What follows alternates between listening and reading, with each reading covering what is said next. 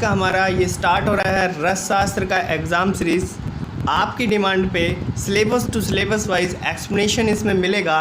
एक एक पॉइंट का हम यहाँ पे स्लाइड पे एक्सप्लेनेशन देंगे, ठीक है। तो चलिए सबसे पहले देख लेते हैं एक बार हम यहाँ पे सिलेबस। तो सिलेबस में सबसे पहले अगर आप देखेंगे, आप खुद भी अपना सिलेबस यहाँ पे इंटरनेट से ले सकते हैं, उठा के देख सकते हैं। पहला पॉइंट है definition etiology of rasa and history of rasashastra, introduction of rasa aushadhi and concept of rasa rasayana. Next है concept of Raseshwar Darshan. Next है कंसेप्ट ऑफ यहाँ पे रसशाला और रस मंडप, ठीक है। तो यहाँ पे ये सिलेबस का पहला पॉइंट है जो आज हम कवर करने वाले हैं। तो नेक्स्ट चलते हैं सबसे पहले पॉइंट की ओर कि रस शब्द की निरुक्ति तथा परिभाषा। तो देखिए क्या होता है कि पारद जो है, पारद को रस कहते हैं। तो पारद को रस क्यों कहते हैं? क्योंकि वो सोना और चांदी जैसी धातुओं को खा जाता है। आपने कभी कभी वीडियोज़ में देखा होगा, यूट्यूब पे दिखाते रहते हैं कि जब हम सोने को पारद के पास लाते हैं, पारद मतलब मरकरी, तो फिर क्या होता है कि वहाँ पे सोना बिल्कुल ख़त्म हो जाता है। फिर दूसरा पॉइंट ये कहा गया कि शिव का वीर्य होता है। वीर्य को कहते हैं हम हमारे शरीर का रस। तो शिव के शरीर का वीर्य होने से पारद को रस कहा जाता है, क्योंकि वीर्य से मतलब ही है रस, ठीक है। तीसरा इसमें पॉइंट है कि जब हम इस पारद का सेवन करते हैं तो रोग दूर हो जाते हैं, वृद्धावस्था दूर हो जाती हैं, मृत्यु का नाश हो जाता है, इसलिए इसे रस कहा गया है, ठीक है। क्योंकि शरीर का जो वीर्य है, वीर्य क्या करता है, वीर्य जितना ताकतवर होगा, शरीर का रस जितना ताकतवर होगा, उस हिसाब से जो है हमारी इम्यूनिटी होगी। इम्यूनिटी को ही रस बोल सकते हैं। तो यहाँ पे वो रोगों का नाश कर देगी, मृत्यु का नाश कर देगी। नेक्स्ट चलते हैं रस शास्त्र का इतिहास। मोस्ट इम्पोर्टेंट, कहीं भी आपको इस तरह से लिखा हुआ नहीं मिलेगा जहाँ पे जितने ट्रिकी तरीके से यहाँ पे लिखा हुआ है। तो सबसे पहले देखिए कुछ निम्न काल इसके बताए गए हैं। पहला है प्राक वैदिक, ठीक है, यहाँ पे। दूसरा होता है वैदिक काल, तीसरा होता है संहिता काल, चौथा होता है रस शास्त्र का उद्भव काल, और पांचवा यहाँ पे आधुनिक काल है। तो पांच काल यहाँ पे बताए गए हैं। अब देखिए प्राक वैदिक से क्या मतलब होता है। प्राक का मतलब क्या होता है? पूर्व या पहले, यानी वैदिक काल से पहले का जो समय था वो प्राक वैदिक था। तो क्या हुआ, एक समय पे पुरातत्व के जो विभाग होते हैं, पुरातत्व की खुदाई में मोहनजोदारो और हड़प्पा की घाटी मिली थी, और वहाँ पे कुछ ऐसे प्रमाण मिले थे हमें, ऐसे कुछ ऐसी चीज़ें कुछ दिखाई दी जिससे ये साबित हो जाता है कि वहाँ पे भी रासायनिक ज्ञान था, ठीक है। तो ये था प्राक वैदिक काल में कि वहाँ पे मोहनजोदारो और हड़प्पा की जो घाटी थी वहाँ पे भी रासायनिक ज्ञान के प्रमाण मिले थे। नेक्स्ट चलते हैं हम वैदिक काल पे। तो वैदिक काल में एकल वनस्पति और औषधियों का प्रयोग होता था, मिश्रित औषधियों का प्रयोग वहाँ पे नहीं होता था। एकल और मिश्रित से क्या मतलब है? एकल से मतलब है कि एक औषधि, और मिश्रित से मतलब है उन सारे घटक द्रव्यों को मिला के एक यहाँ पे कॉम्बिनेशन तैयार करना, ठीक है। तो वहाँ पे सिर्फ एकल औषधियों का उपयोग होता था। जैसे किसी को कफ की समस्या हो रही है तो वहाँ पे वो काली मिर्च दे देते थे, या फिर काली मिर्च नहीं देते थे तो हल्दी दे देते थे, शुंठी दे देते थे, इस तरह से, ठीक है। नेक्स्ट आते हैं यहाँ पे कि वैदिक काल में 4 औषधियों का प्रयोग होता था, अथर्वणी और अंगीरसी देवी और मनुष्यजा। तो अथर्वणी से क्या मतलब है? अथर्ववेद में जिसका उल्लेख हो।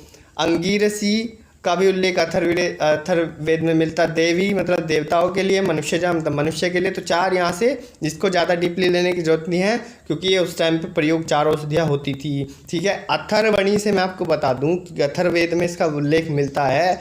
इसे कहा जाता है कि ये जादू की तरह शरीर पे, जादूगर कहते हैं अथर्वण क्या कहते हैं? जादूगर कहते हैं। तो जादू की तरीके से शरीर पे काम करती थी उस टाइम पे, जो वैदिक काल में जो औषधियाँ प्रयोग होती थी, तो जादुई तरीके से शरीर पे ये काम करती थी। नेक्स्ट आते हैं संहिता काल। तो संहिता काल में चरक संहिता है, सुश्रुत संहिता है, अष्टांग हृदय, अष्टांग संग्रह है।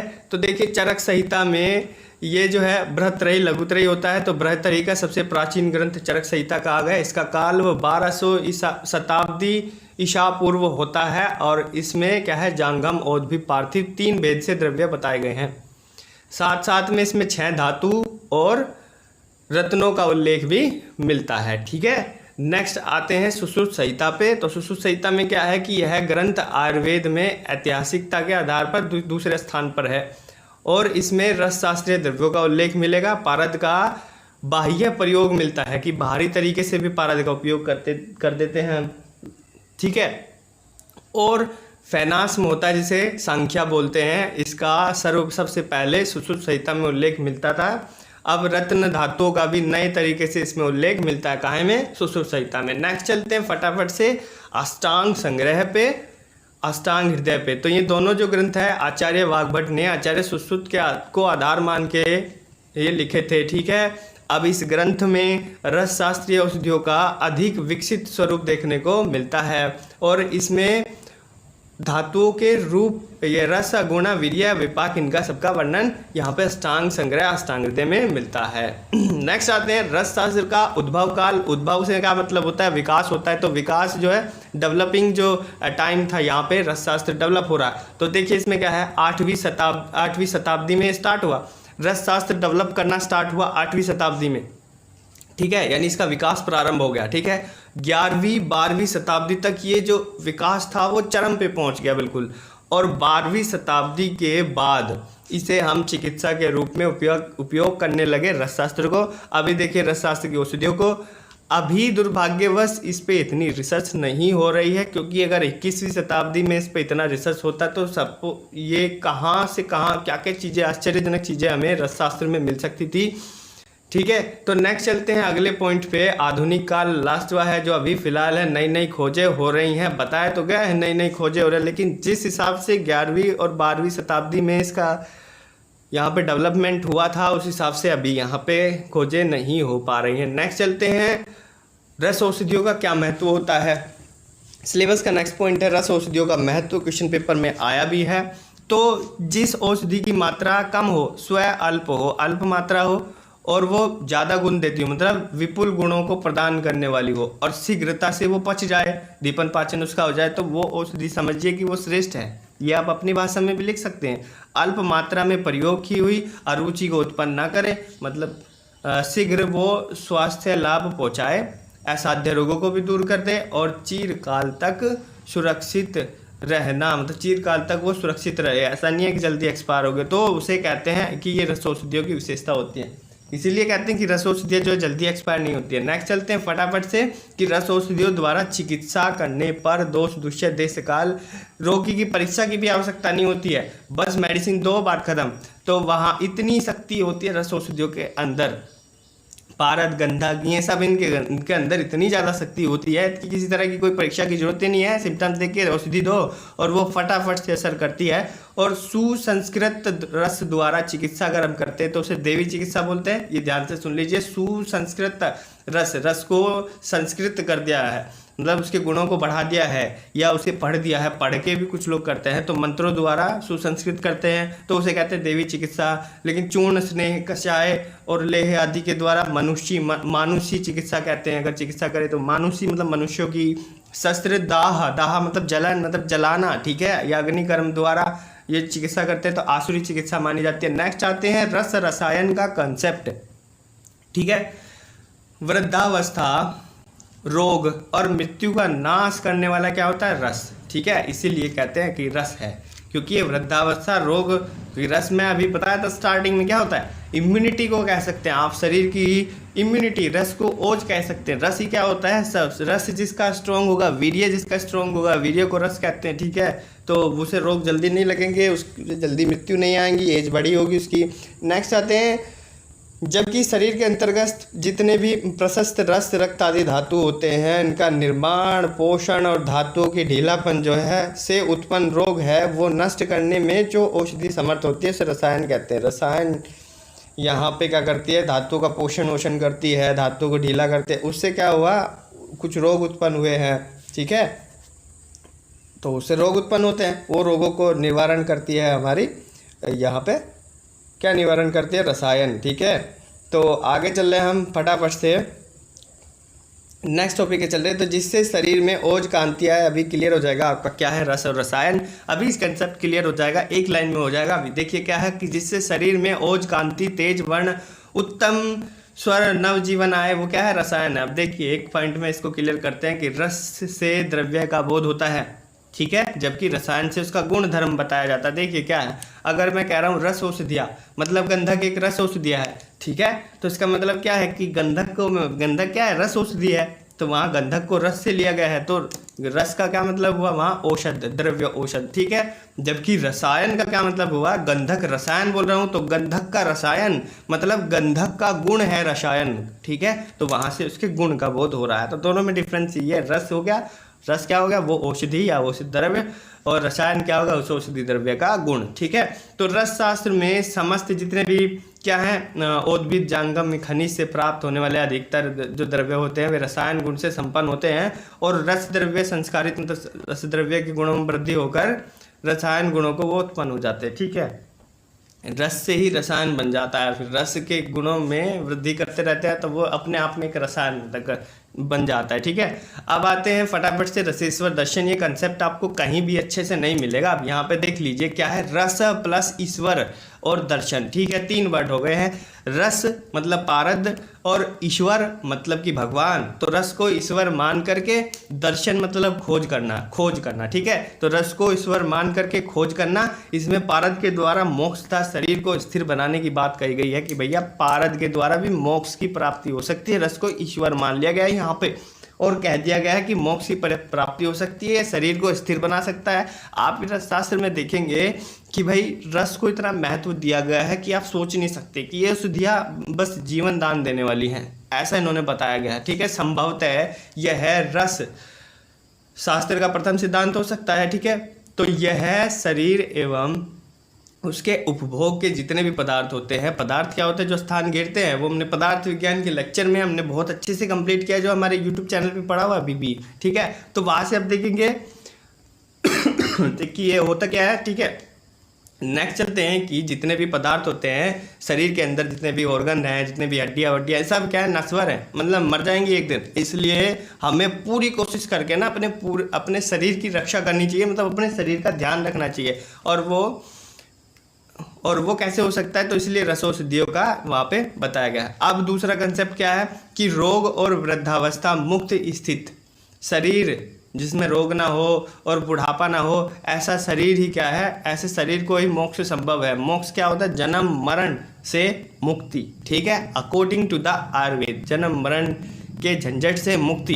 ऐसा क्या कहा गया है कि अभी आदमी जन्म लेगा, फिर वो मरेगा, फिर दूसरा जन्म लेगा, फिर वो मरेगा, फिर तीसरा जन्म लेगा, ऐसे ऐसे वो जन्म लेता रहता है। 84 लाख योनियाँ होती हैं, योनियाँ मतलब जैसे ये मनुष्य योनि है, इस तरह से भैंस गाय योनियाँ होती है, ठीक है।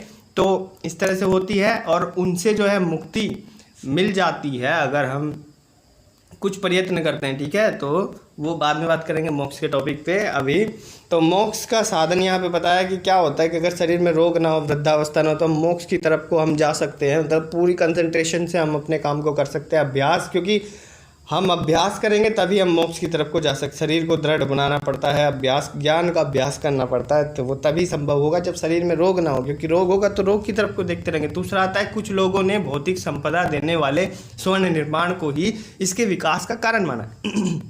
देखिए क्या है कि सोने, उन्होंने बताया है कि भाई सोना जो होता है, कुछ लोग कहते भी होंगे कि पारद से सोने का निर्माण हो सकता है या होता है, उन्होंने करके दिखाया इस चीज़ को। तो उन्होंने माना है कि भाई स्वर्ण धातु हम पारद से बना सकते हैं, लेकिन रसेश्वर दर्शन ने इसका खंडन कर दिया। कहा है कि भाई किसी धातु को बनाने के लिए हमने रसशास्त्र का विकास नहीं किया है, हमने अपने शरीर को स्थिर करने के लिए, शरीर को रोग मुक्त करने के लिए इसका उद्देश्य रखा है। तो आप इसी पे कंसंट्रेट करें, क्योंकि अगर हम पारद से क्या बनाने लगे, सोना, तो उन्होंने कहा है कि पारद को संस्कारित करते रहो, और एक टाइम ऐसा आएगा कि पारद सोने में कन्वर्टेड हो जाता है, कि उसका एक रूप बदल जाता है।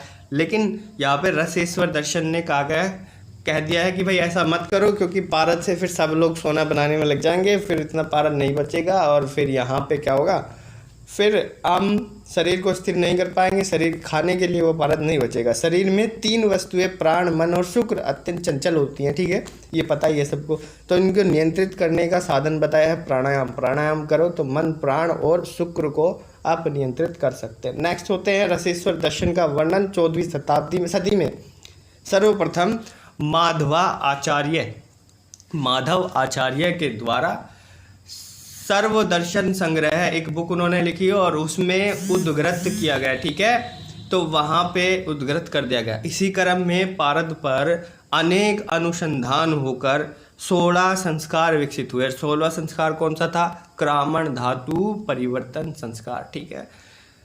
तो अब आते हैं रसशाला निर्माण का कंसेप्ट। रसशाला निर्माण में देखिए इसी में पूरा ये चीज़ें कवर हो जाएंगी। कवर कैसे हो जाएंगी कि भैया यहाँ पे होता है पूर्व दिशा, पश्चिम दिशा, उत्तर दिशा, दक्षिण दिशा, सबको पता है 4 दिशाएं, 4 कोण होते हैं। तो 4 कोण कौन से होते हैं? ईशान, आग्नेय, नेतृत्व और वायव्य। तो पहला पूर्व दिशा में रस भैरव की स्थापना करनी चाहिए।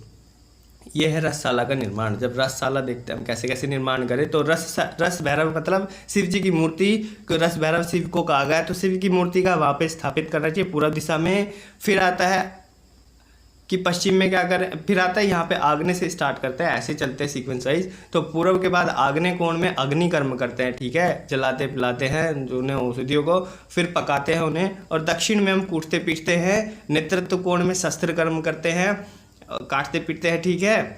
और पश्चिम जो दिशा है उसमें प्रक्षालन मतलब धोने का काम चलता है। और वायव्य कोण में हम उपकरण जो होते हैं ना उन्हें सुखाते हैं, ठीक है। और उत्तर जो दिशा है उसमें वेधन कर्म करते हैं, ठीक है। और ईशान कोण में उन्हें हम संग्रहित करते हैं, स्टोर करते हैं औषधियों को। तो ये था रसशाला निर्माण जो इस टेबल में पूरा क्लियर हो गया है। नेक्स्ट चलते हैं रस मंडप का निर्माण। तो रस मंडप, जब रसशाला हमने निर्माण कर दिया है तो वहाँ पे एक मंडप लगाना होता है। कहाँ लगाएंगे? रसशाला के समीप ही हम कोई समतल भूमि देखेंगे, गोपनीय भूमि देखेंगे जहाँ कोई आता जाता ना छुपी हुई सी हो, बड़ी हो काफ़ी, और उसके गेट वेट भी हों, उसमें पताकाएँ लहरी हों। पताका मतलब कि झंडे वंडे लगा के वहाँ पे, और सुगंधी पुष्प माला को लटकाने के लिए खुंटी वुंटी भी वहाँ पे हो, शंख वगैरह हो, घंटी वगैरह हो, ये सब हो वहाँ पे। तो वहाँ पे हम रस मंडप का निर्माण कर देते हैं, एक मंडप लगा देते हैं, ठीक है। फिर रसलिंग की स्थापना विधि। तो रस मंडप के मध्य में ही शुद्ध स्वर्ण पत्र 3 निष्क मतलब 12 ग्राम अब लिंग रखेंगे ना वहाँ पे, जैसे शिवलिंग होता है ऐसे ही रसलिंग भी होता है, ठीक है। वहाँ पे बीचों बीच वहाँ पे स्थापित करना। कैसे करेंगे स्थापना विधि? पहले देखते हैं कि रस मंडप के बीचों बीच वहाँ पे हम शुद्ध सोना लेंगे। सोने के पत्ते जो होते हैं स्वर्ण पत्र बोलते हैं, 12 ग्राम लेने हैं। शुद्ध पारद 9 निष्क लेना है, यानी 36 ग्राम लेना। दोनों को मिलाना है और नींबू का स्वरस मिला के घोट के पिष्टी बना देंगे और शिवलिंग तैयार कर देंगे।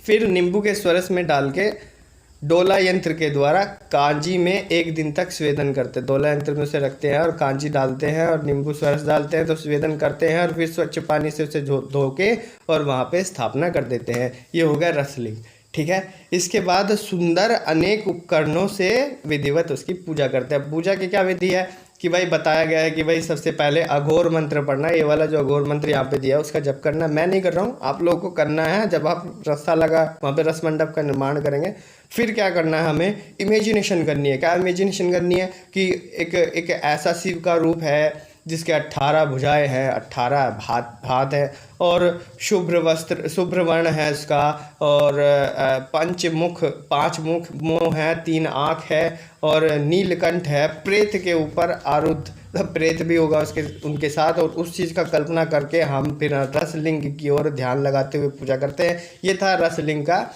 यहाँ पे पूजा विधि। तो सिलेबस का पहला पॉइंट यहाँ पे कंप्लीट होता है। तो देखिए क्या है, आज की वीडियो को मैं यहीं पे एंड करता हूँ, स्ट्रीमिंग को लेक्चर को यहीं पे एंड करता हूँ। अगर आपको लेक्चर अच्छा लगा तो यहाँ पे लाइक ज़रूर कीजिएगा, और नेक्स्ट लेक्चर हम कल फिर से स्टार्ट करेंगे। यहाँ पे आज यहाँ पे बहुत ज़्यादा मेहनत लगी है इस स्ट्रीम को बनाने में, क्योंकि ये पहली स्ट्रीम थी, ठीक है। और तो इसलिए चैनल को सब्सक्राइब भी आप कर दीजिएगा। तो मिलता हूँ नेक्स्ट लेक्चर में, तब तक के लिए थैंक यू।